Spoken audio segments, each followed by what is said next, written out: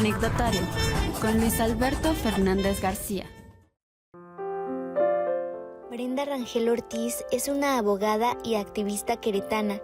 Su trabajo ha sido por la justicia para personas desaparecidas y sus familiares. Desde 2009 busca a su hermano Héctor Rangel. Ha participado en numerosos foros, paneles, movilizaciones y jornadas de búsqueda de personas desaparecidas en todo el país. Hola, ¿qué tal? Bienvenidas y bienvenidos a este anecdotario de TVWAC.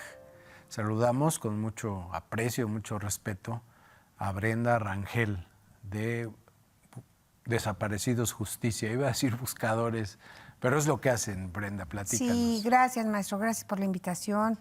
La verdad, pues, ha sido pues difícil todo este andar, todo este caminar que hemos tenido a lo largo de todo este tiempo.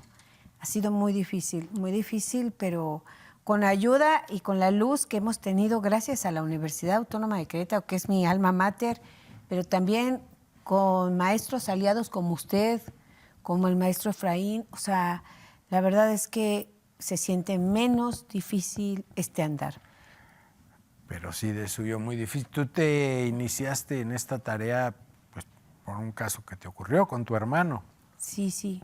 Hace mucho tiempo ya. Sí, el 10 de noviembre del 2009 vamos a cumplir. Ahorita actualmente tenemos 15 años, 4 meses a partir de que fue la desaparición de Héctor.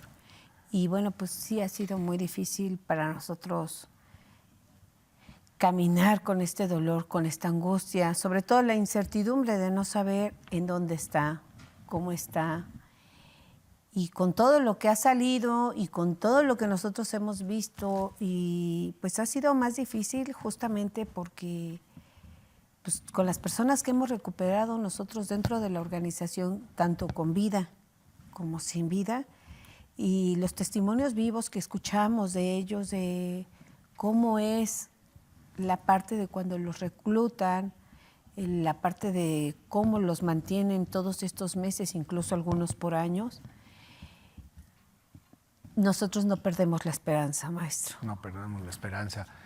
Te llevó tu búsqueda más allá de tu caso, ¿no? Fundas una organización que reúne a otras buscadoras. Diré en femenino porque la mayoría son mujeres las que se dedican, como en tantas otras cosas, ¿no? Sí, la Organización de Desaparecidos Justicia inicia a partir de que Héctor desaparece, porque desde en ese momento nosotros empezamos a levantar la voz y a decir, o sea, ¿dónde está? Ni siquiera conocemos la palabra desaparición. En ese entonces nosotros creíamos que estaba secuestrado. Y bueno, van pasando el tiempo y empieza a salir. Entonces te das cuenta que cuando vas a la Fiscalía, bueno, en aquel entonces era Procuraduría General de la República, y empiezas a decir, estoy en esta situación, me está pasando esto, te empiezas a dar cuenta que en otros estados y que hay otras personas que están en la misma situación que tú. Y a partir de ahí, bueno, aquí en Querétaro también empezaron a llegar varias personas y entonces empezamos con Desaparecidos Justicia, pero iniciamos principalmente en FUNDEC, que es Fuerzas Unidas para Nuestros Desaparecidos en Coahuila, y de ahí vimos que era tanta la gente que se nos empezaba a reunir, que entonces nació Fuerzas Unidas por Nuestros Desaparecidos en México, que empezó a operar de varios estados, pero era tanta la cantidad de personas que nos rebasó. Y empezamos a hacer colectivos en todos los estados, entre esos pues Desaparecidos Justicia entró y FUNDEC se adherió a esa organización, igual FUNDEC, y ahora nos llamamos Fuerzas Unidas por Nuestros Desaparecidos en México. Somos más de 136 colectivos en todo el país. Y más de 45 organizaciones no gubernamentales que operamos. Todas acompañadas por Amnistía Internacional, por la ONU, por Human Rights Watch, o sea, con varias organizaciones a nivel internacional. Y hemos trabajado y colaborado con otros países para realizar políticas públicas, para ver qué de los temas de desaparecidos, por ejemplo, en Colombia, que es también dificilísimo la situación de personas desaparecidas allá, pero no tan grave como lo tenemos en México. Porque aquí hablamos de cientos de miles, es decir, Sí, tenemos una cantidad de 120,000 personas desaparecidas. El 1% de toda la población actual de México. Pero, prácticamente. pero lamentablemente, maestro, fíjese que esa es una cifra que tienen oficialmente reconocida. Pero hay un número negro de muchísimas familias en todo el país que no denuncian. Y no denuncian porque tienen miedo de que vengan y se lleven a otro familiar, porque tienen miedo, porque llegaron y el fiscal que les va a tomar la comparecencia, pues les mete miedo de a qué se dedicaba y usted a qué, o sea, y aunque no se dedican a nada, pero les meten miedo y dicen, no, mejor, ¿sabe qué? Ya no continuamos con la carpeta de investigación. No, ya no. Entonces se resguardan y así como esas, hay muchas otras donde le dicen, no, usted no puede iniciar la carpeta de investigación, tiene que ser un familiar directo. Pues ¿cómo va a ser un familiar directo si los papás no quieren o los hermanos no quieren? Pero yo soy la novia y ¿por qué no me vas a iniciar una carpeta de investigación? Entonces hay muchas cosas, muchas lagunas que nos ponen dentro de las fiscalías para iniciar una carpeta de investigación y aparte hay algo bien cierto que pasa en muchos estados de la República.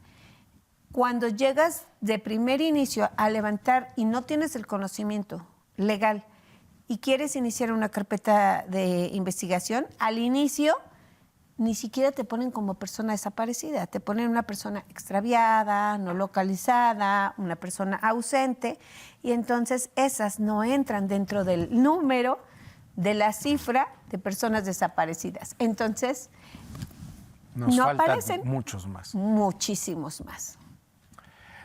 Y bueno, ya estás hablando, Brenda, de la actuación de los organismos de gobierno, las fiscalías locales, federal y sobre todo, ¿no? Porque pues, es su trabajo, debería de ser su trabajo. No solo ustedes perciben, todos percibimos que haya negligencia, apatía, no, hay una tendencia a culpar a la víctima y a culpar a la persona que la está buscando. ¿Es falsa mi apreciación o es correcta? No es correcta, lamentablemente es correcta. O sea, nos empiezan a estigmatizar como personas conflictivas, nos empiezan a estigmatizar como personas que somos reventadoras de algún evento o nos hacen como socialmente decir que somos personas que estamos buscando otras cosas o otros fines o que es político. Y desafortunadamente el tema de los desaparecidos no es un tema político. Ciertamente es un tema donde nosotros exigimos y pedimos un trato digno, una atención inmediata, una búsqueda inmediata y un trato integral, maestro, porque de por sí vamos con el dolor de que no tenemos a un ser querido desaparecido cerca de nosotros, no conocemos qué está sucediendo, pero por encima pues son violentados los derechos humanos de nosotros como familiares, somos reprimidos totalmente, y bueno, pues es muy difícil, créanme, que muy lamentable las personas que estamos viviendo y padeciendo esta situación, lo que vivimos no solamente con las instancias, sino también con la sociedad, porque es creado desde el Estado para que la sociedad nos vea como con repudio, como de mejor no quiero voltear. O sea, mientras a mí no me pase, no sé, seguramente en algo estaban metidos, seguramente iba vestida mal la chica, por eso está desaparecida. Casualmente el muchacho, pues a lo mejor le gustaba tomar algún, o ingerir drogas, o ingerir alcohol, o se dedicaban a otra cosa. Entonces empiezan a sacar una serie de temas para desvirtuar la legítima búsqueda por nuestros seres queridos.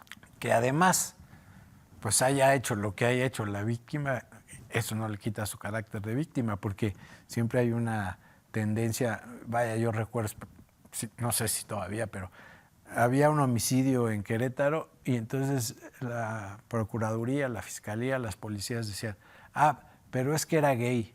Sí. Entonces sí está en el Código Penal que si es gay que lo maten, ¿verdad?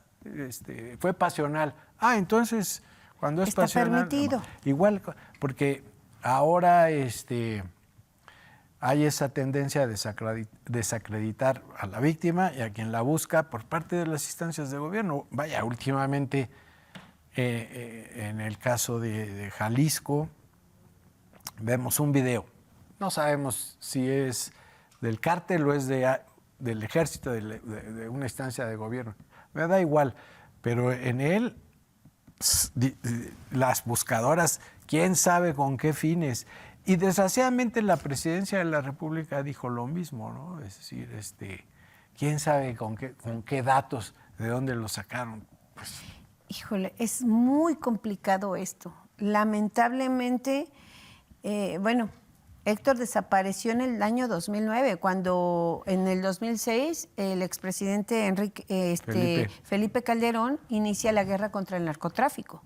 Entonces, bueno, venimos arrastrando desde que fue el PAN, después el PRI con Enrique Peña Nieto, después fue con Andrés Manuel López Obrador, que tampoco tuvimos el apoyo, que honestamente que muchísimos familiares tenían la creíamos y teníamos la esperanza total en que el expresidente Andrés Manuel López Obrador iba a hacer algo realmente por el pueblo, que estábamos tan llenos de dolor, tan llenos de incertidumbre, pero sobre todo que teníamos la esperanza en él, en que hubiera volteado a ver el tema de los desaparecidos.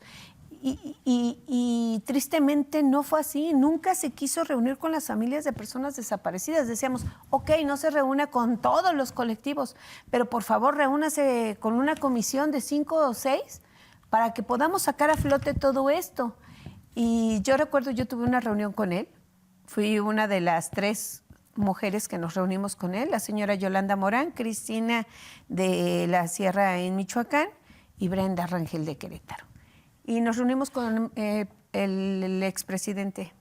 Y nos reunimos y me dice, me acuerdo perfecto que me dijo, dígales usted que confíen en mí, porque yo una vez que tomé protesta, o sea, fue 3 días antes de que fueran las elecciones, dígales que en cuanto yo tome protesta, es más, antes de tomar protesta, en cuanto sea el candidato electo ya presidenciable, yo me voy a reunir con las familias de personas desaparecidas. No, bueno, nosotros dijimos, wow, qué bueno, porque el presidente finalmente, porque todo el mundo sabíamos que iba a ser él el presidente. Sí. Y lamentablemente nunca se reunió con las familias. Entonces, pues para todas fue como un shock de ¿por qué no? Sí. Entonces empezó a reunirse con los de Ayotzinapa, los familiares de Ayotzinapa, pero Ayotzinapa no eran todos los desaparecidos. Además, era un tema totalmente diferente. ¿Qué pasó, no? Tampoco es que tengan respuestas los familiares de los chicos de Ayotzinapa. No las tienen, vaya, por lo menos no las tienen de parte del Estado. Sí, sí. Y justo, pues, hubo ahí como un dolor todavía más interno. Sí, pues sí. Con las familias. Porque de Calderón, pues, no se esperaba nada, porque él inició la revoltura que estamos viviendo. Totalmente, maestro. Con Peña Nieto, pues, yo creo que nadie en su sano juicio esperaría un cambio del último presidente del PRI, ¿verdad? Pero aquí había esperanzas. Pero aquí estaba la esperanza. Y algo que sí pasó en el gobierno del expresidente Enrique Peña Nieto fue que nos permitió trabajar a los colectivos, que pudimos hacer una ley que nos llevó a hacer la homologación de la ley de personas desaparecidas, la ley general de víctimas, perdón, a nivel nacional. Desafortunadamente en muchos estados sigue actualmente sin operarse. Sí. Y tristemente, teníamos la esperanza de que sucediera algo con el expresidente Andrés Manuel. No sucedió. Bueno, ahora todas las mujeres, que somos la mayoría, o sea, tenemos como la conciencia de decir, bueno, es presidenta, es mujer. O sea, el sentimiento de mamá, porque es mamá, es abuela, es hermana, es hija. Es totalmente diferente, porque si bien a bien decimos que las mamás somos incondicionales y el amor de un papá sí es condicionado. Sí, muchas veces huimos ante la adversidad los hombres. Entonces decimos, ¿cómo es posible? O sea, queremos una reunión con ella.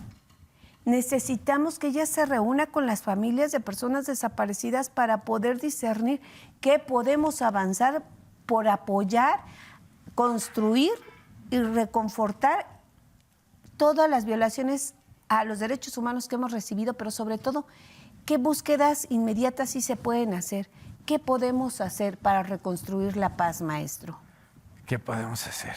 Se ve cuesta arriba. Dice la presidenta, que como a manera de consuelo, que al menos hoy los desaparecidos lo son por causa de grupos delincuenciales y no por organismos del Estado, como antes.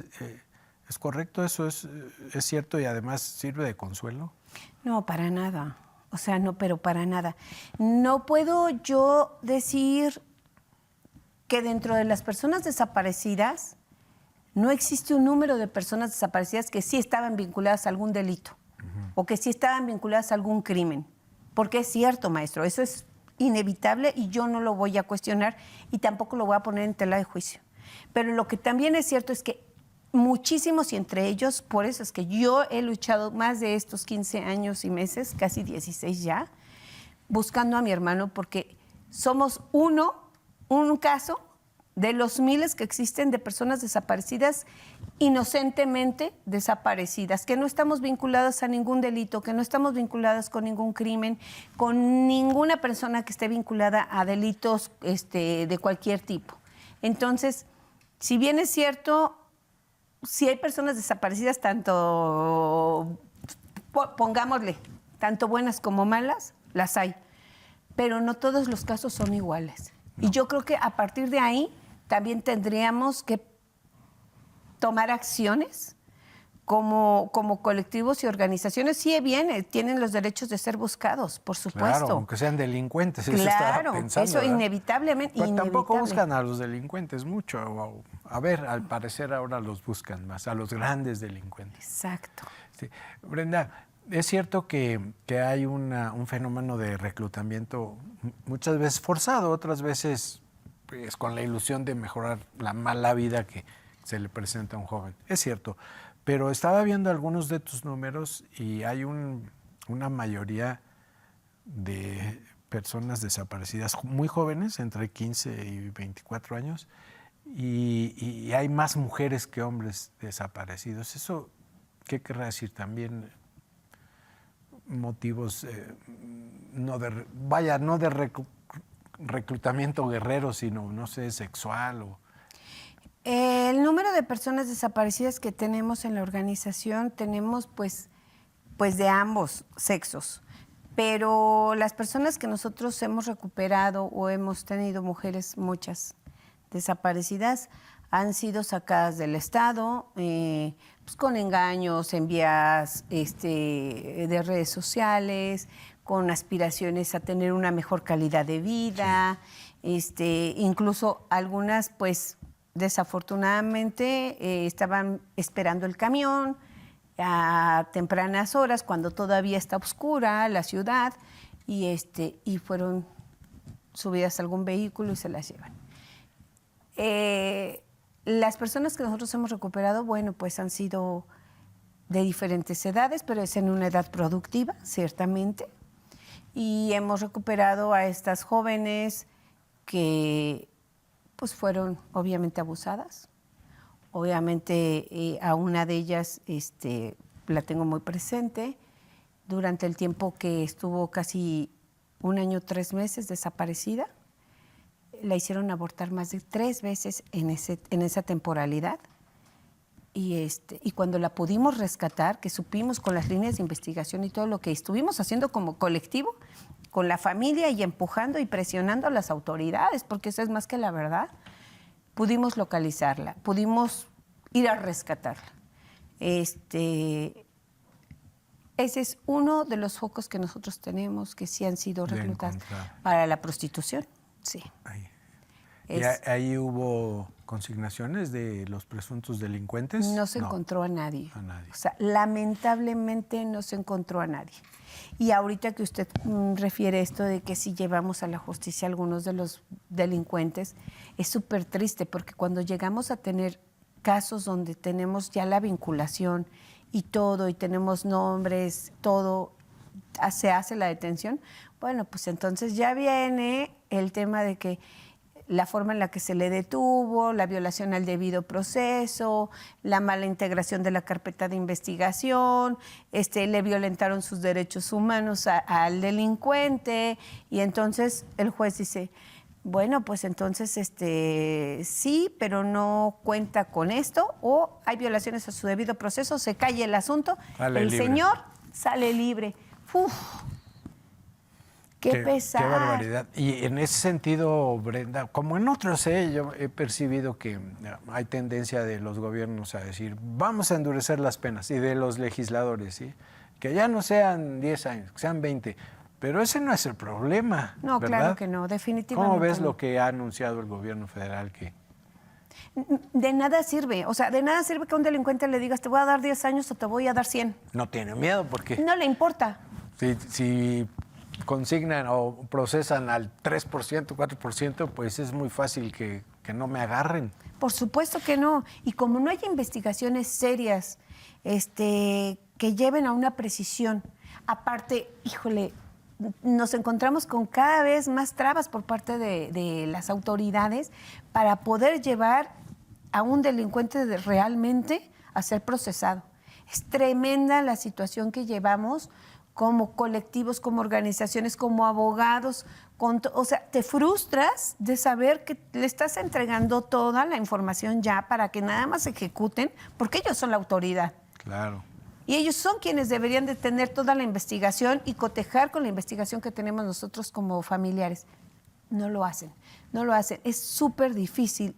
Créamelo, maestro, que te frustra tanto, te llega tanto que dices, o sea, ¿qué más hay que hacer para que los jueces, para que los magistrados, para que volteen y digan, wow, bueno, los fiscales, caray, que tengan tantita sensibilidad, que puedan abonar más a la hora de iniciar una carpeta de investigación, que sean más claros, que sean más precisos, porque ellos saben que ahí es el inicio de un buen juicio. Sí, claro. Ahí es el inicio de lo que puede pasar más adelante. Monopolio de Por la supuesto. investigación y la acusación, o casi monopolio. Bueno, pues parece ser que los gobiernos que sean, aunque estén disque transformados, pues les preocupa más su prestigio, decir aquí no pasa nada, no es para tanto, que solidarizarse con pues, la gran ausencia que deben sentir en su interior a las personas que se les perdió a alguien. Y pues lo que estarán sufriendo el desaparecido o desaparecida, que no sabemos. Sí, porque de alguna manera nosotros como familiares nos podemos mover, exigir, pedir y hacer, ¿no? Hacer y abonar para que podamos tener más rebuscamiento en el tema de los desaparecidos. Pero ellos están siendo maltratados, ellos están siendo torturados, incluso más que violentados, porque muchos de ellos nos platican, de los que hemos recuperado, que les dan una tacita chiquita de sopa aguada y una tortilla ahí en pedazos. Es todo el alimento que reciben en un día. Sí. Entonces es muy complejo. Bueno, y parece, ya nos tenemos que ir, ya me están haciendo muchas señas, Perdón. pero parece que nos debemos consolar de que lo que se encontró en Jalisco era un centro de reclutamiento y no un campo de exterminio. Es una universidad del crimen, nada más que si repruebas te mataban, pero bueno, dicen que no importa. Gracias, Brenda, por estar aquí, a pesar de tus condiciones de salud que se han afectado. Te agradezco mucho que nos acompañes. Gracias a los jóvenes que nos apoyan aquí y a ustedes por su atención. Hasta la próxima, misma hora, mismo lugar. Muchas gracias.